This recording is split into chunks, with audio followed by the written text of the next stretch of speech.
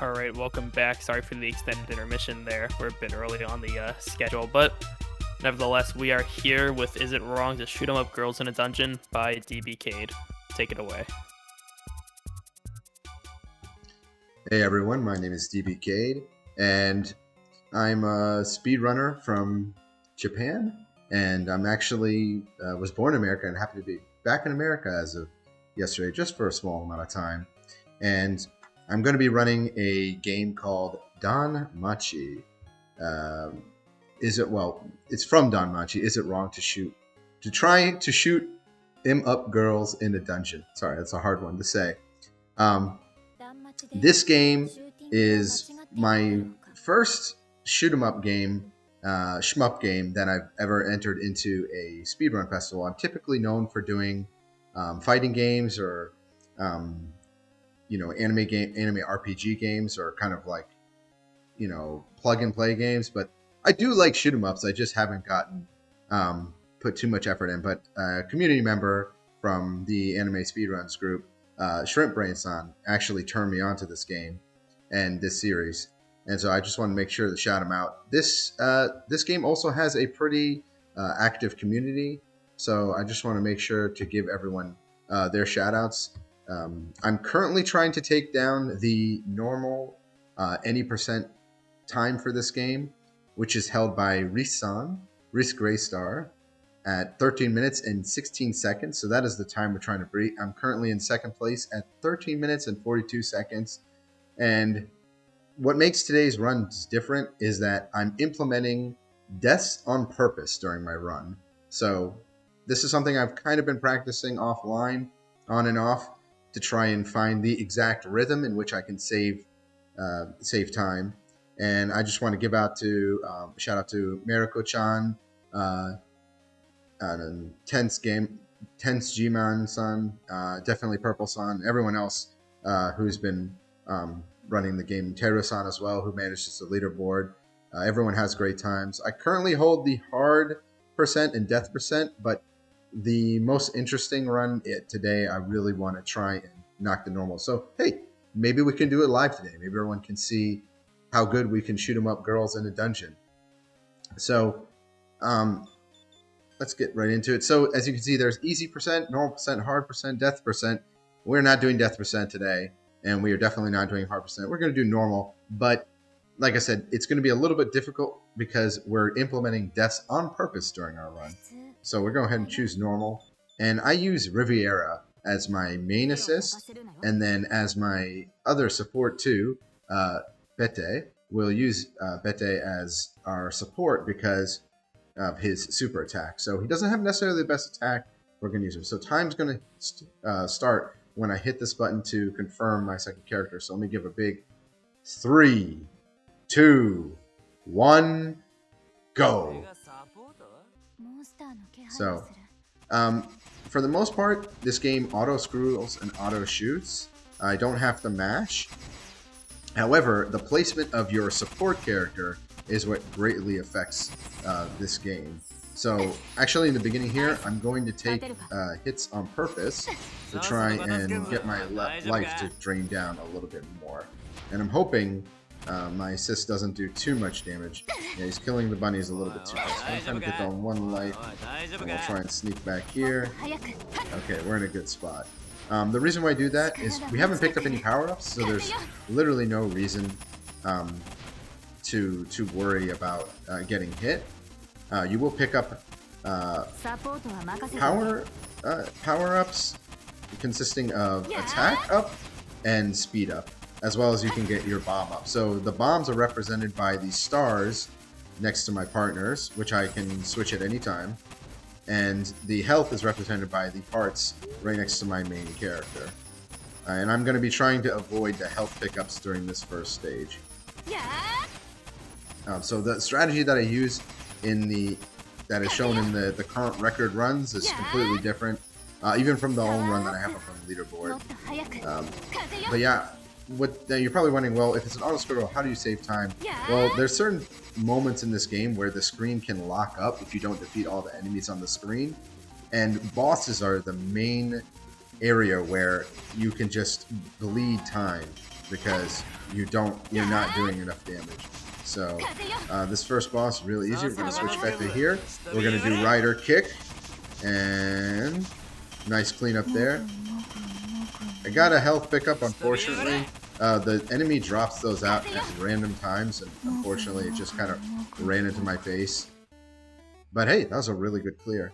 So we're walking to the next stage. We'll use both our super attacks, but if I can find a spot on the next stage after this, we will try and take damage on purpose. However, I'm going to opt for going through this stage normally, so we can try and clear the snails out at the end of the stage pretty quickly. And there's a lot of enemies in the stage that kind of create like a maze in this second stage here that they're just a nightmare to walk through and maneuver through. But yeah, this game, by the way, it's looking pretty easy on normal mode. I would say it's very, very approachable on this mode, but on death and hard, it becomes completely chaotic. The patterns, you're constantly bobbing and weaving. Normal even give you a little bit more breathing room to try and maneuver things. Yeah, I'll switch back to my main sport here. Yeah, Riviera is just very good she's probably the best for clearing out enemies, especially if I'm able to. She auto follows me, so what I try and do is walk forward and then back when I'm toward the edge of the screen, and she'll automatically move back with me. There's one bomb in this stage that I can get, which I may or may not need at the end of this. Oh, see, we picked up a life there. Didn't really want to.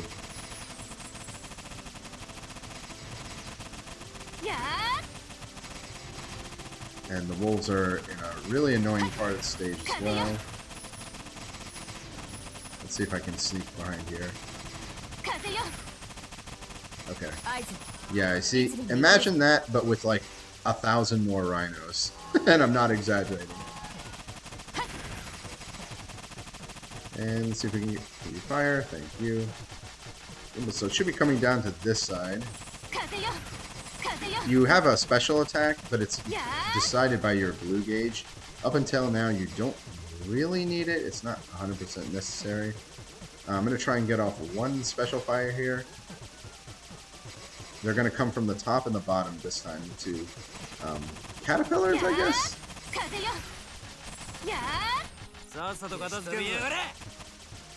Oh, nice. We got the hit here. Come to me! That was the worst rider kick. You're a disappointment to all things Kamen Rider.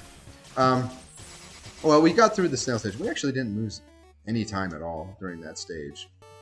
Again, don't take a death here.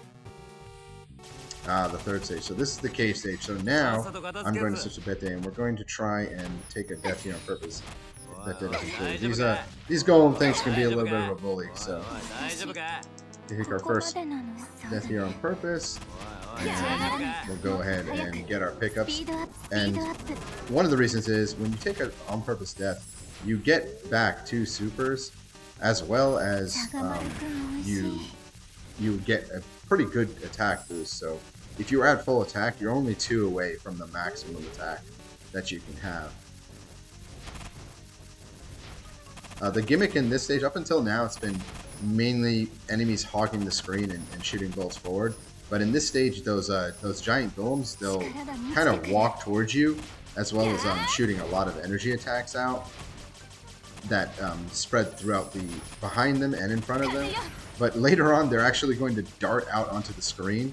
It's a really cheap attack. They'll come out all of a sudden, and they'll basically if it's your first time playing this game, you will get hit by them. I've never seen anyone play this game and not get tricked by the attacks. Right now they're just kind of walking slow streets, but they really will just, in 1 second, they'll zoom all the way out to the middle of the stage. A little bit of a cheap, I would say it's probably the cheapest enemy in this game. This section, the golems, they'll come from the top, and if you just hang out in the back part of the stage, they'll automatically zoom to where your location is here. So if I was hanging out at the front, I can actually kind of trap myself there. So there should be 3 that come out, and once their path is set, then I'll move back forward. But each difficulty of this game is a completely different run. And by the way, I love the cute designs. I don't know if anyone else is feeling the same way, but absolutely gorgeous. So here's where they're going to start. So it should be coming out right about. There we go. 1 second. There's one more. There you go. Yeah. It's really, really cheap. It's also the longest stage in the game. We got this right here is perfect placement. I've got my spread shot set up. I can move a little bit forward here to try and get it.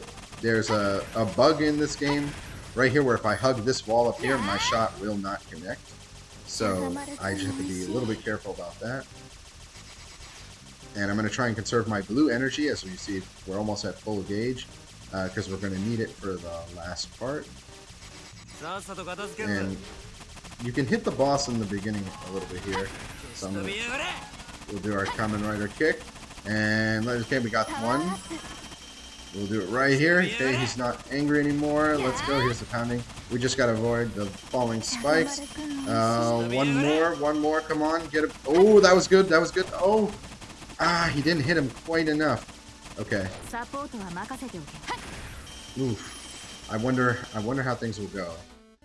So we didn't. The last you saw there, the rider kick, Bette's rider. I'm just gonna call it Bette's rider kick. It just didn't hit the way I was expecting it to. This is one of our first major screen locks up here. We have to defeat these 3 enemies. However, I'm just going to take damage here. I'm not going to worry about clearing perfectly because there's a second screen lock that hopefully we don't get any health pickups. And by the time we make it to the second screen lock, we can get through. So yeah, don't want to get the bread. No thank you to the bread. So yes, normally it would be pretty bad to take damage, but again, we just need to get to a certain section of the stage. Alright, I'm gonna take it here. And yeah, so we're going through up here. And this is the second screen lock. So I could use rider kick here, but we have some pretty good positioning. There's the spread shot, and there we go. Yeah, shoutouts to Riz-san. He did really good at the first screen lock. If you didn't know it, you can get stuck on that screen for up to 30 seconds, probably a minute actually, if you don't have the right power-ups or enough supers. They're kind of like mini bosses. I was a little slow coming up here, so I got locked on the screen. No, I don't want any bread. Here's our third screen lock of the level. We should be able to get through this one pretty decently. There's the little munchkins coming through. Ooh, we took a hit there, so we lost power. That was accidental. Anytime you take hit, you'll go down a power slot, but it's not the end of the world because there's plenty available on the screen, and there's always the ability to reclaim them back. But we're already at the final boss, which is the plant thing. By the way, I don't know what these plants are called. Oh my god, 4 of them followed us back from the bottom of the stage. Okay. Alright, we should be okay. We should be okay. Alright. We definitely need a rider kick here. Ooh, okay. This might be the fastest clear I've ever gotten in this stage. Yes, it is. Okay. We might be on world record pace right now because of that. Final boss gaming. What's going on? Yeah. We are on the final stage of the game. So, this is an extremely straightforward level. I'm not really concerned with the enemies too much. I just kind of need to clear some of them out. The wolves can kind of overwhelm you if you don't clear them on the right side, but we're just going to try and get full power here. Those fireball homing is a little bit annoying, but we'll manage. Aside from the one hit that I got before going to the plant boss, this has been a no mistake run. Again, if you're just tuning in, we are taking on purpose death. That is the strat, trying to take down the current top run of this game. And depending on how this final stage go, we may try that strategy coming up.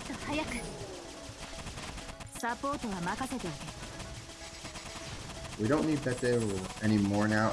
Our special attack actually transforms at this next part coming up.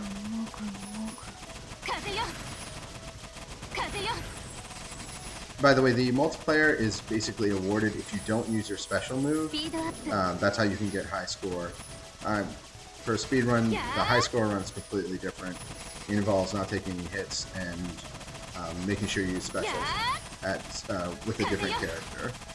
So there are certain bonuses you can get with different partner combinations, but we're just going for the most straightforward.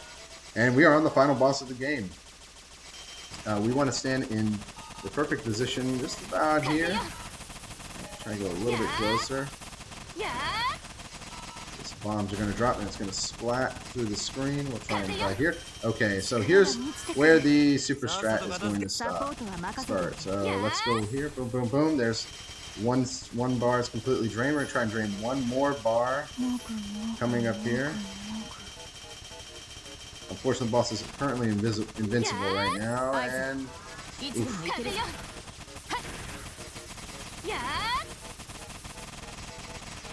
just a little bit more. Okay, final attack.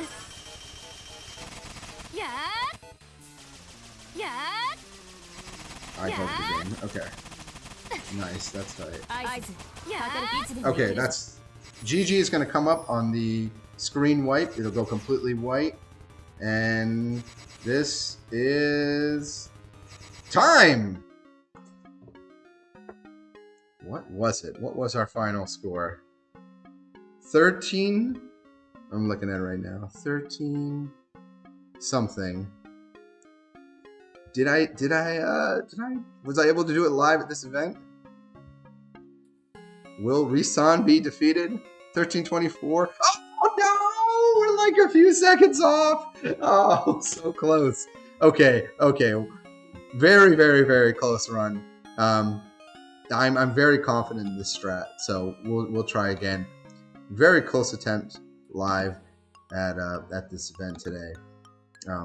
Yeah, shout outs to Gaio-san for letting me participate, and I apologize that I wasn't able to make the Distrega run in this marathon. Shout outs to the whole anime community for always introducing me to games I wouldn't play normally, and yeah, definitely this game is free, by the way, on Steam, so feel free to pick it up. It's really easy to learn. If you use the death strats, you might just be able to beat the current top times of easy and normal as well. Other than that, yeah, I'm on Twitch every day at DBcade. Be sure to follow. This month I'm in America actually, so I'll be going to some arcade places, and I've got some random electronics as I go through my game collection on the side here. But yeah, it's fun to run this marathon. I hope there's another event. It definitely feels like a cool place to try out some more risky runs. I wasn't sure how this was going to play out today, but the fact that we were 6 seconds off world record feels pretty good. So I'd love to come back and try some more dangerous runs. And shout out to everyone watching. Shout out to the chat, and see you guys later. Not bad. Bad. Thanks. Peace.